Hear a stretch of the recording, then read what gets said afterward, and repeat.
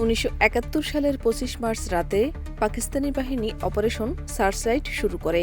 এ সময় তৎকালীন মেজর জিয়াউর রহমান চট্টগ্রামে পাকিস্তানি সেনা কর্মকর্তাদের বিরুদ্ধে বিদ্রোহ করেন। পরে তিনি বাঙালি সৈন্যদের নিয়ে সশস্ত্র প্রতিরোধ গড়ে তোলেন। ২৬ মার্চ চট্টগ্রামের কালুরঘাট বেতার কেন্দ্র থেকে বাংলাদেশের স্বাধীনতা ঘোষণা করেন তিনি।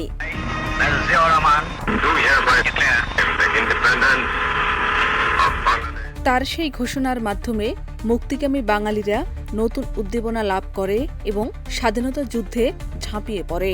শহীদ রাষ্ট্রপতি জিয়াউর রহমানের ৪৫তম শাহাদাত বার্ষিকী উপলক্ষে তার ১৯৭১ সালের ঐতিহাসিক বেতার ভাষণ স্মরণ করেছে ভারত।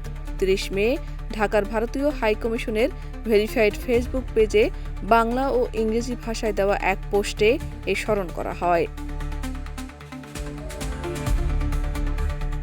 পোস্টে বলা হয়, বাংলাদেশের জনগণ যখন জাতির অন্যতম শ্রেষ্ঠ সন্তান শহীদ রাষ্ট্রপতি জিয়াউর রহমান বীর উত্তমকে স্মরণ করছে, তখন ভারতও ১৯৭১ সালের মার্চ মাসে তার কণ্ঠে ধ্বনিত সেই বিখ্যাত বেতার ভাষণের কথা স্মরণ করছে।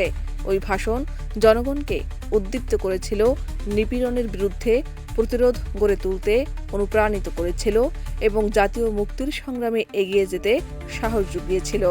ভারতীয় হাইকমিশনের পোস্টে আরও বলা হয়, ১৯৭১ সালের মতো আজও ভারত বাংলাদেশের জনগণের সঙ্গে কাঁধে কাঁধ মিলিয়ে রয়েছে।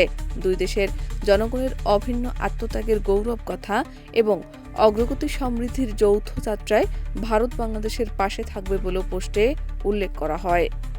জিয়াউর রহমানের শাহাদাত বার্ষিকী উপলক্ষে ভারতীয় হাইকমিশনের এ স্মরণ বাংলাদেশের স্বাধীনতা যুদ্ধের ইতিহাসে তার ভূমিকা ও অবদানকে নতুন করে আলোচনায় নিয়ে এসেছে। শাহনাজ পারভীন, দেশ রূপান্তর।